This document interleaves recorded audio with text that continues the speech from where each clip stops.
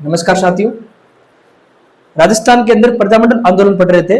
कई सारे हमने प्रजामंडल आंदोलन पढ़े हैं, कई सारे हमने राजनीतिक संगठन पढ़े हैं और कुछ आपके प्रजामंडल बाकी रह गए हैं। उनमें से एक आपके है डूंगरपुर प्रजामंडल। निश्चित रूप से प्रजामंडलों की दृष्टि से महत्वपूर्ण है।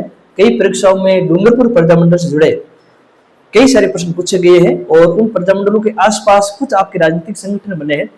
उन संगठनों से भी आपके सवाल पूछे गए हैं। कुछ आपके सामाजिक उत्थान से जुड़े आपके संगठन थे, कुछ जनजाति उत्थान से जुड़े संगठन थे, जिसमें आपके गौरीशंकर उपाध्याय जी का योगदान था, माणिकलाल वर्मा जी का योगदान था, भोगीलाल पांडे जी का योगदान था, ठक्कर बापा की प्रेरणा थी। ऐसे कई सारे आपके राजनीतिक संगठन बने हैं जिन्होंने इस डूंगरपुर प्रजामंडल से पहले डूंगरपुर के अंतर्गत एक प्रकार से सामाजिक और आदिवासी क्षेत्र के अंतर्गत जन जागृति काम किया था और कहीं न कहीं उन्हीं संगठनों से प्रेरित होकर फिर डूंगरपुर के अंतर्गत हम देखते हैं डूंगरपुर सेवा संघ बनी थी और डूंगरपुर सेवा संघ का जो अगला कदम था डूंगरपुर प्रजामंडल रूप हमें नजर आता है।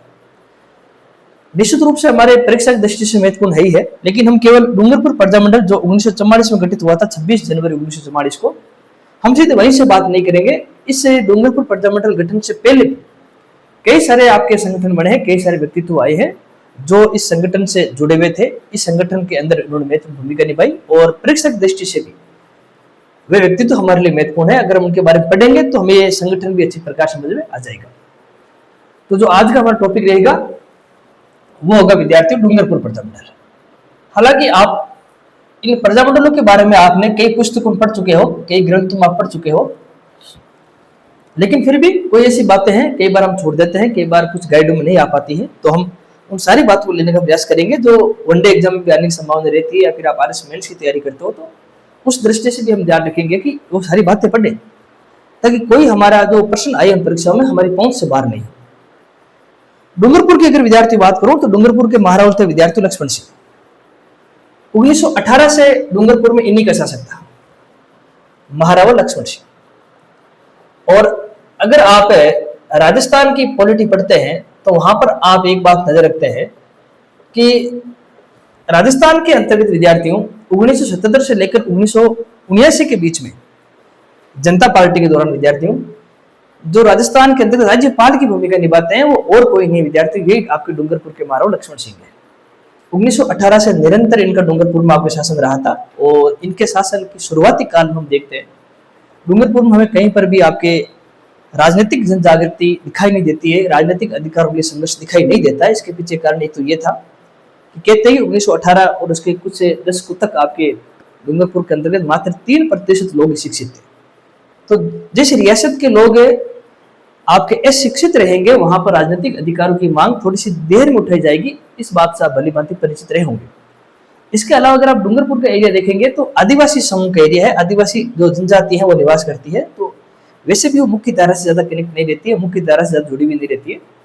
इस तरह से ये कारण भी था कि आपके डूंगरपुर में हमें राजनीतिक चेतना की शुरुआत काफी देर बाद में दिखाई देती है। लेकिन डूंगरपुर के अंतर्गत जो आपके सामाजिक उत्थान का कार्य है या फिर हम कह सकते हैं आपके जो जनजातीय उत्थान का कार्य है वो हमें नजर आ जाता है और ये कार्य करने में हमें दो व्यक्तित्वों का हमें योगदान नजर आता है। एक तो आपके गोविंद गिरी और दूसरे व्यक्तित्व विद्यार्थी, उनका नाम है आपके मोतीलाल तेजावत। हम जब राजस्थान के अंतर्गत आदिवासी और जनजातीय आंदोलन पढ़ रहे थे तो उस समय हमने इन दोनों व्यक्तित्वों के बारे में अच्छे से पढ़ा, डिटेल से पढ़ा है, तो हम वो सारी बातें वापस नहीं पढ़ेंगे। हम केवल उनमें से वही बातें पढ़ेंगे जो हमें डूंगरपुर के अंतर्गत राजनीतिक जन जागृति को समझने में मदद करे, उन्हीं बातों को पढ़ेंगे जो घटनाओं को जोड़े। अगर आप गोविंद गिरी के बारे में जैसे हमने पढ़ा है, डूंगरपुर के अंतर्गत बेड़सा गांव है, वहां उनका जन्म हुआ था और 1883 में उन्होंने संघ सभा का गठन किया और संघ सभा ने कहीं ना कहीं विद्यार्थियों डूंगरपुर के अंतर्गत हम कह सकते हैं और उसके आसपास के क्षेत्र में भीलों के, आदिवासियों के और जो पिछड़े वर्ग है उनके उत्थान के लिए कार्य किया था, लोगों को एकजुट किया था, लोगों के अंदर एक प्रकार से चेतना जगाने का काम किया था। वो चेतना राजनीतिक स्तर पर तो नहीं थी, प्रारंभ में हमें सामाजिक स्तर पर दिखाई देती है।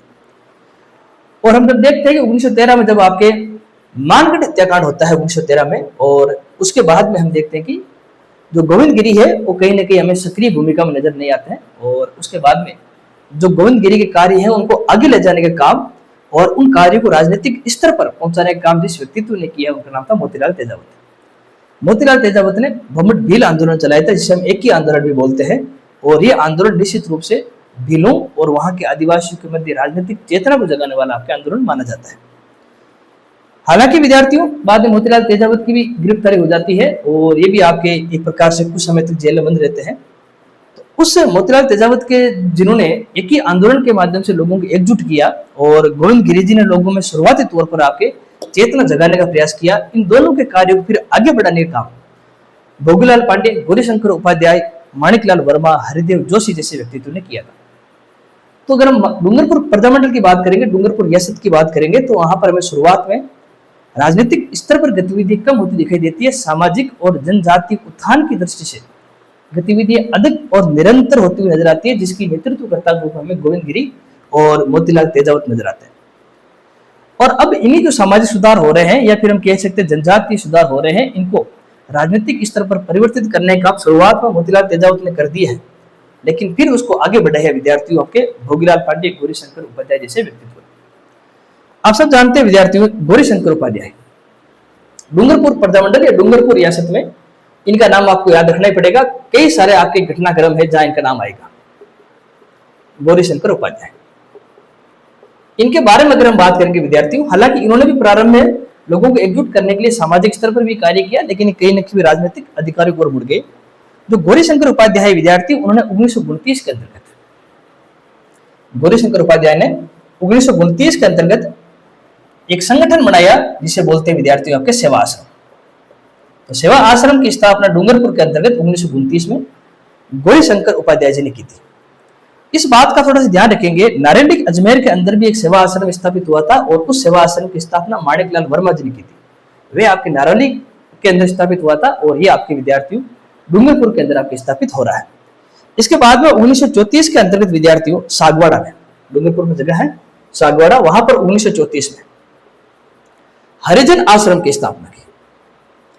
अब आप देखेंगे विद्यार्थियों, ये जो आपके आश्रम बन रहे हैं और इन आश्रमों का जो उद्देश्य था वो ये था विद्यार्थियों कि जो वहां के पिछड़े वर्ग के लोग हैं, दलित वर्ग के लोग हैं, आदिवासी समर्थक लोग हैं या भीलों की संबंधित आपके जो लोग हैं, उनके नैतिक और सामाजिक उत्थान का कार्य करना, या फिर हम कह सकते हैं जो मुख्य धारा से पिछड़े हुए लोग हैं, जो हाशिए पर चले गए लोग हैं, जिन्हें महात्मा गांधी जी ने हरिजन नाम दिया था, और उनके उत्थान के लिए, उनको एकजुट करने के लिए, उनके अंतर्गत एक प्रकार से अपने अधिकारों की जो मांग है उसको पहचान दिलाने के लिए, उसको लोकप्रिय बनाने के लिए, एक प्रकार से उनको संगठित करने के लिए गौरीशंकर उपाध्याय ने सेवा आश्रम और तत्पश्चात आपके हरिजन आश्रम की स्थापना की थी। एक आप मेवाड़ की राजनीति में एक आप नाम सुनते हो विद्यार्थियों, माणिकलाल वर्मा। माणिकलाल वर्मा कुछ समय के लिए मेवाड़ से निर्वासित थे और अपने निर्वासन काल के दौरान ही विद्यार्थियों उन्होंने 1934 के अंतर्गत सागवाड़ा के अंदर ही आपके खांडलाई नामक स्थान है, वहां पर 1934 में खांडलाई आश्रम की स्थापना की थी। 1934 में डूंगरपुर के अंतर्गत ये भी जो खांडलाई आश्रम है, इस खांडलाई आश्रम की स्थापना विद्यार्थियों आपके माणिकलाल वर्मा जी ने की थी। और ये जो संगठन है, ये जो आश्रम है, ये भी आपके हरिजन उत्थान, ये हम कह सकते हैं जो अछूत उद्धार से जुड़ा कार्य है, या फिर आपके आदिवासी जनजाति है या फिर भील जनजाति है, उनके उत्थान के लिए कार्य करता था।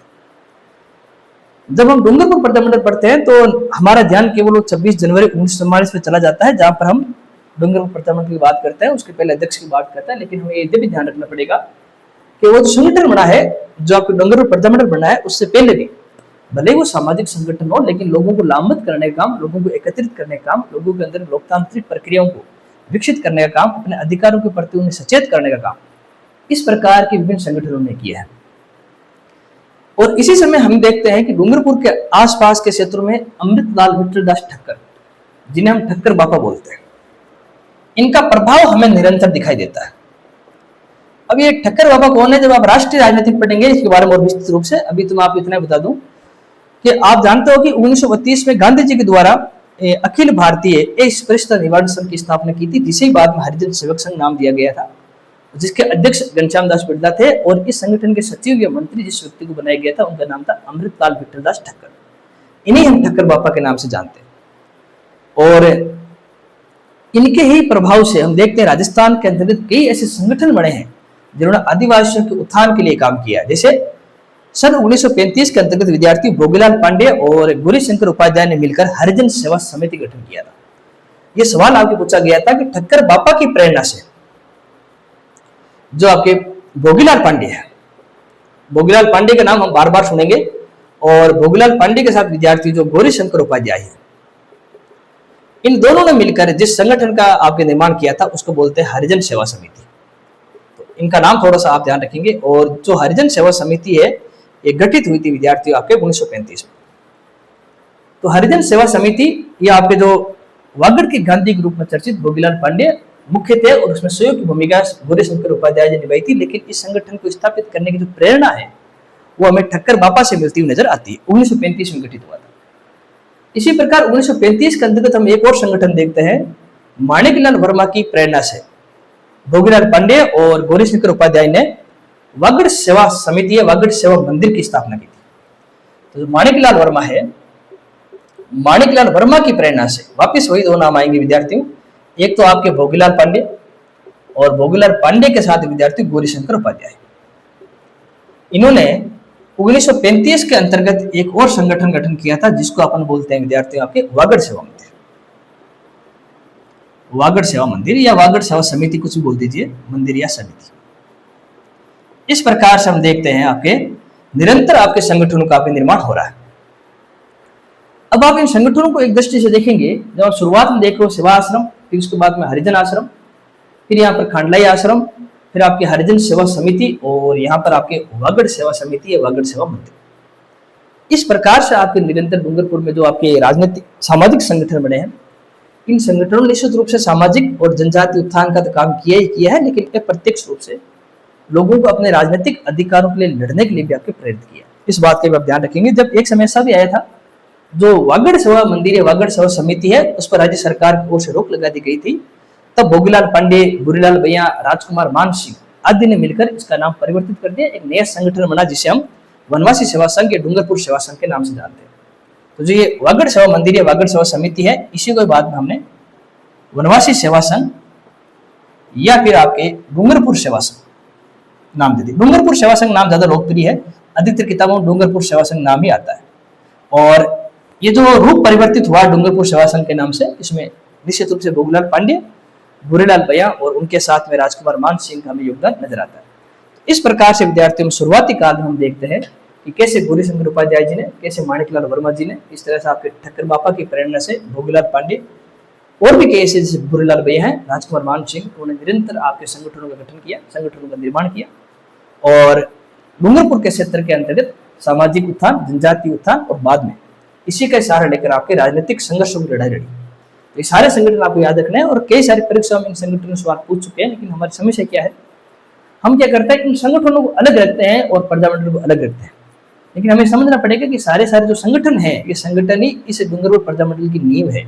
इन संगठनों से लोग एकत्रित हुए, इन संगठनों से लोग अपने अधिकारों के प्रति सचेत हुए। एक विद्यार्थी नाम आता है शोभालाल गुप्त। इन्होंने भी आपके 1935 में डूंगरपुर के अंतर्गत महत्वपूर्ण भूमिका निभाई थी। शोभालाल गुप्त का नाम आप बिजोले किसान आंदोलन समय पढ़ते हैं। राजस्थान सेवक मंडल की ओर से, राजस्थान सेवक मंडल है उनकी ओर से इन्होंने भी एक आपके आश्रम की स्थापना की, एक संगठन की स्थापना की सागवाड़ा के अंतर्गत, जो बिलों और जनजाति या फिर हम कह सकते हैं जो दलित है उनके उत्थान के लिए काम किया था। तो शोभालाल गुप्त का भी नाम आप याद रखना। ये भी आपके कहने की डूंगरपुर रियासत में जो जनजातीय समुदाय है, जो पिछड़े हुए समुदाय है, उनके उत्थान के लिए काम किया था। तो इस तरह से विद्यार्थियों आपके ये कुछ आपके सामाजिक संगठन है जिसको भी याद रखना है।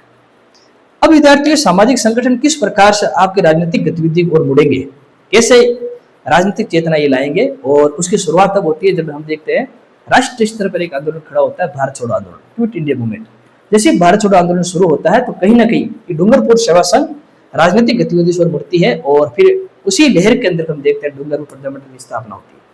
तो अब हम जो ये आपके सामाजिक संगठन बने हैं, एक प्रकार से जनजातीय संगठन बने हैं, ये कैसे आपकी राजनीतिक संस्थाओं में आपके परिवर्तित होंगे, उनकी यहाँ पर थोड़ी सी बात करेंगे। 1942 से स्थितियां बदली है डूंगरपुर के अंतर्गत, और 1942 का जो आपके भारत छोड़ो आंदोलन हुआ है, उस भारत छोड़ो आंदोलन में हमें जो डूंगरपुर सेवा संघ है इसकी हमें सहभागिता नजर आती है, डूंगरपुर सेवा संघ की।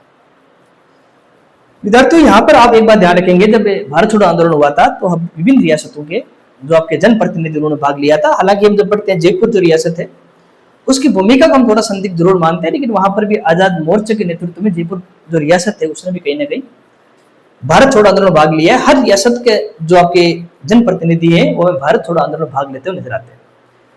भोगीलाल पांडे है और हरिदेव जोशी, यहाँ पर आप एक और नया नाम देखेंगे। भोगीलाल पांडे के नाम तो आप बार बार पढ़ रहे हो, तो भोगीलाल पांडे के साथ विद्यार्थी जो दूसरे अब हम नाम पढ़ रहे हैं वो है हरिदेव जोशी। इन दोनों ने डूंगरपुर के अंतर्गत भारत छोड़ो आंदोलन में भाग लिया था।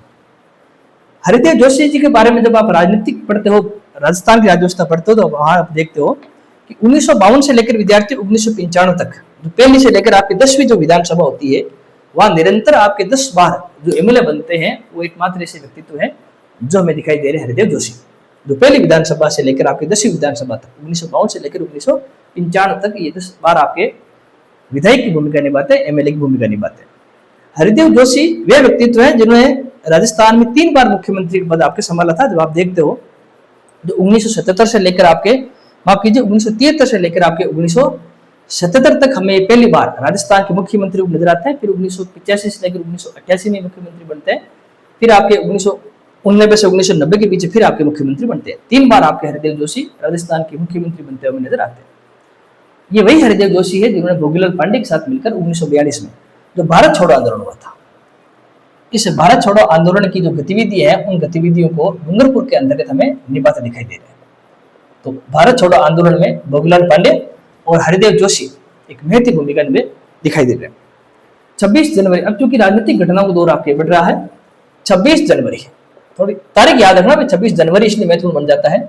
26 जनवरी 1944 को जिस प्रजामंडल की गठन होता है उसे बोलते हैं विद्यार्थी डूंगरपुर प्रजामंडल। तो इस प्रकार से जो डूंगरपुर प्रजामंडल है उसका गठन 26 जनवरी 1944 को हुआ था। भोगीलाल पांडे के साथ आपकी गौरी शंकर उपाध्याय थे, हरिदेव जोशी थे और शिवलाल थे। 4 नाम आपको याद रखने हैं। एक तो आपके भोगीलाल पांडे हो गए, भोगीलाल पांडे के साथ में आपके जो गौरी शंकर उपाध्याय हैं, और गौरी शंकर उपाध्याय जी के साथ आपके हरिदेव जोशी है, हरिदेव जोशी, और इनके साथ में विद्यार्थी आपके शिवलाल कोटड़ी आपके। इस प्रकार से 4 व्यक्तित्व है जिन्होंने डूंगरपुर प्रजामंडल के गठन में अहम भूमिका निभाई थी। जो भोगीलाल पांडे है विद्यार्थियों, उनको अध्यक्ष बनाया गया था। हालांकि सामान्य सी बात है और ये बातें अक्सर आप कई गाइडों पढ़ लेते हो। भोगीलाल पांडे को यहाँ पर अध्यक्ष बना दिया गया था और जो शिवलाल है उनको मंत्री या सचिव का पद दिया गया था। तो इस तरह से जो डूंगरपुर प्रजामंडल है उसके पहले अध्यक्ष भोगीलाल पांडे को आपके बनाया जाता है। और फिर इस डूंगरपुर प्रजामंडल के नेतृत्व में ही हमें डूंगरपुर की जो रियासत है वो आपके उत्तरदायी शासन की मांग करती है, शासन के अंतर्गत जनता की सहभागिता हो ये मांग करती है, और उस मांग को ये लोकप्रिय भी बनाते हैं। 26 जनवरी 1945 को इसी डूंगरपुर प्रजामंडल की ओर से डूंगरपुर रियासत में आजादी का दिवस मनाया गया था। हम सब जानते हैं 26 जनवरी 1930 से ही हमारे पूरे भारत में 26 जनवरी को आजादी के दिवस के रूप में मनाना प्रारंभ किया गया था। तो उसी कड़ी को आगे बढ़ाते हुए 26 जनवरी 1945 को डूंगरपुर के अंतर्गत भी आजादी का दिन आपके मनाया गया था। 1946 के अंतर्गत डूंगरपुर प्रजामंडल का पहला अधिवेशन हुआ, और 1946 में जब डूंगरपुर प्रजामंडल का पहला अधिवेशन हुआ, प्रथम अधिवेशन, तब उसकी अध्यक्षता भी विद्यार्थी आपके भोगीलाल पांडे ने निभाई थी। लेकिन ये जो अधिवेशन हुआ है वो हमारे लिए इसलिए महत्वपूर्ण है क्योंकि इस अधिवेशन में डूंगरपुर रियासत के बाहरी व्यक्तित्व को बुलाया गया था। जैसे हीरालाल शास्त्री जी को बुलाया गया था, जैसे आपके मोहनलाल सुखाड़े जी को बुलाया गया था, जैसे आपके भरतपुर के जुगल किशोर चतुर्वेदी जी को बुलाया गया था। जो ध्यान रखेंगे, जो ये आपके अधिवेशन हुआ है इसमें विद्यार्थियों आपके मोहनलाल सुखाड़े जी को बुलाया गया था। मोहनलाल सुखाड़े जी आए थे और इनके साथ विद्यार्थियों आपके जुगल किशोर चतुर्वेदी, इनको भी आपके बुलाया गया था, हीरालाल शास्त्री। इस प्रकार से जो आपके डूंगरपुर जो आपकी रियासत है उनसे बाहर अन्य रियासतों में जनता के लिए कार्य करने वाले प्रमुख व्यक्तित्व है, राजस्थान के लोकप्रिय व्यक्तित्व है, उनको यहाँ पर आपको बुलाया गया था, जिसमें मोहनलाल सुखाड़े की भूमिका है, जुगल किशोर चतुर्वेदी की भूमिका है और हीरालाल शास्त्री जी की भूमिका है। इस प्रकार से डूंगरपुर जो प्रजामंडल है निरंतर आपके जो आपके राजस्थान के दक्षिणी क्षेत्र है उसमें निरंतर लोकप्रिय होता जा रहा था। महारावल पर दबाव था। ये अब निश्चित रूप से वो समय जब आएगा जब डूंगरपुर के अंदर की हमें लोकप्रिय मंत्रिमंडल गठन करना पड़ेगा, उत्तरदायी शासन की स्थापना करनी पड़ेगी। 1946 के अंतर्गत हमें डूंगरपुर में विद्यार्थियों एक और अजीब सी घटना घटित दिखाई देती है। 1946 में डूंगरपुर फिर से एक प्रकार से किसान आंदोलन की चपेट में आ गया। जब आपके राजनीतिक गतिविधि हमें हर रियासत दिखाई दे रही है, लेकिन डूंगरपुर में 1946 में हमें किसानों की मांगे भी लेकर कुछ आंदोलन दिखाई दे रहे हैं। देवारा ये वह व्यक्तित्व है जिन्होंने 1946 में डूंगरपुर के अंतर्गत किसान आंदोलन का नेतृत्व किया था। वह क्या था विद्यार्थियों, किसान 1946 के आसपास अकाल पड़ गया था। उस समय महारावल ने टैक्स बढ़ा दिया गया था, तो किसान इसका विरोध कर रहे थे। एक जो जंगली सुअर होते हैं वो निरंतर किसानों की फसल को नुकसान पहुंचा रहे थे, तो किसान इसके खिलाफ भी आवाज उठा रहे थे और महारावल से निरंतर मांग कर रहे थे कि टैक्स की दर को कम किया जाए और जो जंगली सूरों की समस्या है उनसे किसानों को राहत दिलाई जाए। लेकिन जब ये मांग तेज गति से उछली और उसी आप देखते हैं ऐसे स्थितियों में महारावल ने इस किसान आंदोलन को दबाने का प्रयास किया और देवाराम को एक बार गिरफ्तार भी कर लिया गया था। बाद में भोगीलाल पांडे भी यहाँ आए, हरिदेव जोशी भी यहाँ आए, गौरीशंकर उपाध्याय भी आए और उन्होंने फिर किसान आंदोलन को आगे बढ़ाया। तो फिर आपके जो गौरीशंकर जो उपाध्याय है या फिर हरिदेव जोशी है, उन दोनों को तो एक प्रकार से डूंगरपुर से निष्कासित कर दिया जाता है और भोगीलाल पांडे को भी बाद में बंदी बना लिया जाता है। तो पहले देवाराम को बंदी बनाया जाता है, उसके बाद भोगीलाल पांडे को भी बंदी बना लिया जाता है। लेकिन बाद में माणिकलाल वर्मा हो गए, हीरालाल शास्त्री जी हो गए, इन्होंने माणिकलाल वर्मा और हीरालाल शास्त्री इन्होंने महाराव लक्ष्मण सिंह से वार्तालाप की और वार्तालाप सफल हुई और जितने भी जो बंदी हैं, जो राजनीतिक बंदी है जिनको गिरफ्तार किया गया इस किसान आंदोलन के दौरान, उन सबको रिहा कर दिया गया। और कहते हैं कि ये रिहाई डूंगरपुर प्रजामंडल की पहली नैतिक विजय थी, जहां पर आम जनप्रतिनिधियों के सामने महाराव लक्ष्मण सिंह को झुकना पड़ा और जो जनप्रतिनिधि जनता की आवाज को बुलंद कर रहे थे, जनता के अधिकारों के लिए संघर्ष कर रहे थे, आखिरकार महारावल को उनके सामने झुकना पड़ा, कुछ उनकी मांगे माननी पड़ी और जो राजनीतिक बंदी है उनको आपके रिहा भी करना पड़ा। 1946 के बाद विद्यार्थियों जो 1947 का वर्ष है वह भी डूंगरपुर प्रजामंडल या फिर हम डूंगरपुर रियासत के लिए कह सकते हैं एक प्रकार से संघर्ष का काल था। अब देखो विद्यार्थियों, जब आप कोई गाइड पढ़ते हो ना तो आप तो इस कहानी को वही समाप्त कर देते हो 26 जनवरी 1944, जहां पर आपके ये भोगीलाल पांडे, गौरीशंकर उपाध्याय, हरिदेव जोशी, शिवलाल मिलकर आपके डूंगरपुर प्रजामंडल स्थापना करते हैं। भोगीलाल पांडे अध्यक्ष बनते हैं, शिवलाल को मंत्री बनाया जाता है। पहला अधिवेशन 1946 में भोगीलाल पांडे की अध्यक्षता में होता है। इतना पढ़कर आप इस प्रजामंडल को समाप्त कर देते हो। लेकिन हमने देखा है कि इस घटनाओं से पहले भी कई सारे आपके सामाजिक संगठन बने थे। सेवा आश्रम बना था, हरिजन आश्रम बना था, खांडई आश्रम बना था, डूंगरपुर सेवा संघ बना था। इसके बाद हम कह सकते हैं कि जो आपके हरिजन सेवक संघ है वो बना था। ऐसे कई सारे आपके संगठन है जो कहीं ना कहीं डूंगरपुर के अंतर्गत आपके सामाजिक और नैतिक उत्थान का कार्य कर रहे थे। ठीक ऐसे ही इस प्रजामंडल के बाद में भी कई सारे संघर्ष होते हैं और उन संघर्षों को भी हम क्या करते हैं, इस प्रजामंडल के दौर से अलग करके पढ़ते हैं। जब आप राजस्थान के इतिहास पढ़ते हैं, आधुनिक काल के इतिहास पढ़ते हैं, तो आप देखते हैं 1947 के अंतर्गत दो मार्मिक घटनाएं हुई थी डूंगरपुर के संदर्भ में। एक तो पुनावाड़ा कांड और एक रास्तापाल कांड। ये दोनों नाम आप पढ़ते हो। एक तो विद्यार्थी पुनावाड़ा क्षेत्र के अंदर होने वाली घटना और एक रास्तापाल के अंदर होने वाली घटना, दोनों स्थान आपके डूंगरपुर रियासत से जुड़े हुए हैं। अब आप देखेंगे विद्यार्थियों 30 मई 1947, ये तारीख थोड़ी याद रखना भाई, इनके बारे में अक्सर पूछा गया है और आगे भी इनके बारे में पूछने की संभावना रहेगी। आजादी से कुछ महीने पहले 30 मई 1947 को 1947 में एक प्रकार से महाराव लक्ष्मण सिंह ने जो डूंगरपुर सेवा संघ है उनके द्वारा संचालित जो पाठशालाएं हैं उनको आपके टारगेट करने का काम किया था। क्योंकि महारावल का मानना था कि जो डूंगरपुर सेवा संघ के जो आपकी शिक्षा की संस्थाएं, जो स्कूल है, वो कहीं ना कहीं लोगों को महारावल और रियासती सरकार के खिलाफ भड़काती है, उनको उनके अधिकार के प्रति सचेत करती है, उनमें लोकतांत्रिक व्यवस्थाओं की बीज बोती है। तो कहीं ना कहीं स्कूलों को बंद करना जरूरी है। और इसी कड़ी में 30 मई 1947 के अंतर्गत हम देखते हैं पुनावाड़ा जो क्षेत्र है वहां पर जो पुनावाड़ा पाठशाला है और वहां के आपके अध्यापक है शिवलाल। जो पुनावाड़ा पाठशाला है उस पुनावाड़ा पाठशाला हम देखते हैं जो आपके शिवराम जो आपके वहां के अध्यापक हैं, उनको एक प्रकार से ये जो विद्यालय है ये बंद करने के लिए कहा जाता है। लेकिन शिवराम जो इसे विद्यालय से जुड़े हुए थे, अध्यापक की भूमिका निभा रहे थे, उन्होंने महारावल की जो आपके पुलिस है, उसकी सेना है, उनके सामने ये असहमति दर्ज करवाई कि वो इस विद्यालय को बंद नहीं करेंगे। तब कहते हैं कि जबरन जो महारावल की जो पुलिस है वो इस विद्यालय को बंद करवाती है और पूनाराम जो आपके शिवराम है उनको गिरफ्तार कर लेती है। उनको पीटा जाता है, एक बार तो उनको जंगलों में छिपा दिया जाता है और कई दिनों तक इनको रिहा नहीं करते, लोगों को पता नहीं चलता कि शिवराम है कहाँ। बाद में जब ये सारी घटनाएं विद्यार्थियों आपके जब भोगीलाल पांडे है जो उस समय डूंगरपुर रियासत में महत्वपूर्ण भूमिका निभा रहे थे, जब उनको पता लगा कि पुनावाड़ा इस प्रकार की घटनाएं हुई है, तो स्वयं विद्यार्थी जो शिवराम है उनके गांव आते हैं, रियासत सरकार से मांग करते हैं कि जल्द से जल्द आपके शिवराम को रिहा किया जाए। तो जो पुनावाड़ा जो आपकी विद्यालय है वहां के शिक्षक शिवराम को गिरफ्तार करना, उनको यातनाएं देना, उनको एक प्रकार से बंदी बना लेना, जंगलों में छिपा देना, ये सारी विद्यार्थी जो घटना है वो पुनावाड़ा घटना या पुनावाड़ा कांड के नाम से जानी जाती है। और ये घटना विद्यार्थियों 30 मई 1947 को हुई थी। ये एक प्रकार की घटना महारावल ने अपने डूंगरपुर के अंदर जो लोकतांत्रिक प्रक्रियाएं की मांग बढ़ रही है उसको कमजोर करने के लिए किया था। क्योंकि शिक्षक या जो आपके अध्यापक है वो निरंतर विद्यार्थियों और विद्यार्थियों से जुड़े परिवारों के अंतर्गत राजनीतिक चेतना को जगाने का काम कर रहे थे। जो राजनीतिक चेतना जगा रहे हैं, जो संस्थान जगा रहे हैं, जो व्यक्ति राजनीतिक चेतना के लिए आगे आ रहे हैं, उनको रोकना जरूरी था। ऐसा महारावल समझते थे, इसलिए उन्होंने पूनावाड़ा के अंदर इस प्रकार की आपकी हरकतें की। बाद में जब भोगीलाल पांडे आए तब जाकर आपको शिवराम को छोड़ा गया, लेकिन एक बात आप ध्यान रखेंगे, शिवराम जी को छोड़ दिया गया लेकिन भोगीलाल पांडे को गिरफ्तार कर लिया गया। कहते हैं कि इनको भी लगभग आपके 20-21 दिन गिरफ्तार किया जाता है, इनको भी गोद यात्रा दी जाती है, और जब मामला तेज गति से बढ़ने लग गया तब जाकर आपके फिर भोगीलाल पांडे को रिहा किया जाता है। ऐसे ही विद्यार्थियों एक घटना आपके रास्तापाल के अंदर घटी।